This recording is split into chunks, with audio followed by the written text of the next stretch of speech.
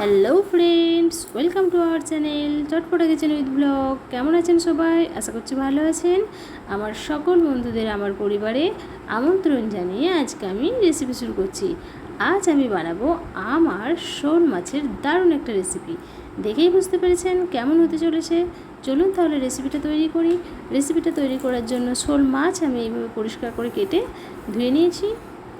এবার এর মধ্যে আমি লবণ আর হলুদ মেখে নেব। আর এর সাথে নিয়ে নিয়েছি কাঁচা আম। এটা বাজারে কাঁচা আম থাকতে থাকতে অবশ্যই বাড়িতে ট্রাই করবেন এই রেসিপি। আর নিয়ে নিয়েছি সর্ষের পেস্ট, হলুদ, লঙ্কা, জিরে আর ধনিয়ার পাউডার। এবার অল্প একটু জল দিয়ে এটা রেডি করে নেব। অন্যদিকে আমি গ্যাস অন করে কড়া বসিয়ে তার মধ্যে সরিষার তেল গরম করে নিয়েছি। এবার এর মধ্যে মাছগুলো একে একে দিয়ে ভেজে নিচ্ছি।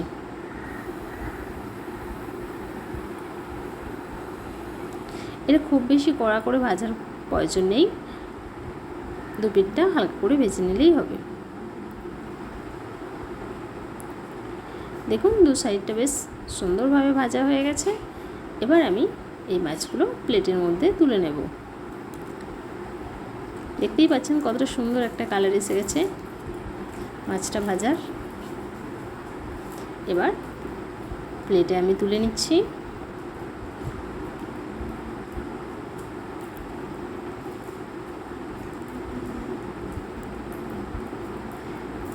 এবার আমি তেলের মধ্যে দিয়ে দিচ্ছি অল্প একটু কালো জিরে আর দিয়ে দিচ্ছি কেটে রাখা কাঁচা আম। কাঁচা আমটা আমি 4 পিস নিয়ে নিয়েছি, যেহেতু মাছটাও রয়েছে 4 পিস। আপনারা যখন বেশি পরিমাণে তৈরি করবেন তখন আমটাও একটু বেশি পরিমাণে নিয়ে নেবেন। দেখুন আমটা একটু হালকা নাড়াচাড়া করে নিয়েছি। এবার আমি এর মধ্যে দিয়ে দেব আগে থেকে রেডি করে রাখা মশলা। মশলাটার মধ্যে আমি অল্প একটু জল দিয়ে রেডি করে নিয়েছি। দেখুন এবার আমি মশলাটা দিয়ে নিচ্ছি।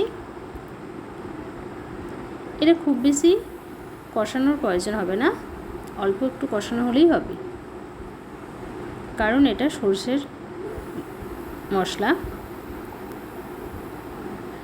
দেখুন এই অবস্থায় এবার আমি পরিমাণ মতো জলটা দিয়ে নিচ্ছি। এখানে আমগুলো সেদ্ধ হবে জলের মধ্যেই, তাই সেই পরিমাণে বুঝে জলটা দিয়ে নেবেন। আর যে যেমন ঝোলটা পছন্দ করেন সেই পরিমাণে দিয়ে নেবেন। দিয়ে দিলাম পরিমাণ মতো লবণ আর অল্প 1 চিমটি চিনি।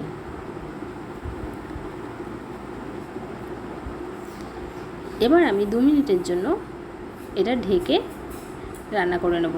এতে করে আমটা খুব সুন্দরভাবে সেদ্ধ হয়ে যাবে। আর কাঁচা আম সেদ্ধ হতে বেশি সময় লাগে না। ফিরে আসলাম 2 মিনিট পর। দেখে নেব আমটা সেদ্ধ হয়েছে কিনা। দেখুন আমটা বেশ সুন্দরভাবে সেদ্ধ হয়ে গেছে।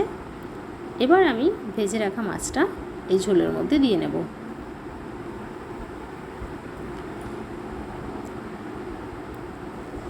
দিয়ে নিচ্ছি মাছ।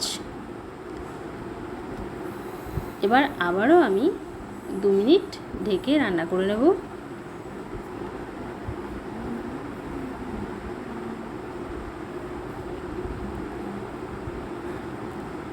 দেখুন আমি ঢাকা খুলে নিয়েছি। এবার দেখে নিচ্ছি রেডি হয়েছে কিনা। দেখুন খুব সুন্দরভাবে আমটাও সেদ্ধ হয়ে গেছে। আর এরকম ঝোল থাকা অবস্থায় এটা নামিয়ে নিচ্ছি।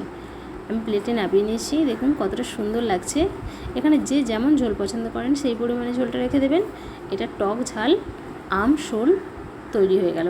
দারুণ সুস্বাদু, দারুণ টেস্টি। ঘাম ঝরা দুপুরে অবশ্যই এই রেসিপিটা কাঁচা আম থাকতে থাকতেই ট্রাই করবেন। আর কমেন্টে জানাতে ভুলবেন না রেসিপিটা কেমন হয়েছে। বন্ধুরা, আমার ছোট্ট চ্যানেল, আপনাদের সহযোগিতা খুবই প্রয়োজন, তাই প্লিজ চ্যানেলটি সাবস্ক্রাইব করবেন আর পাশে থাকবেন। ভিডিও দেখার জন্য অসংখ্য ধন্যবাদ।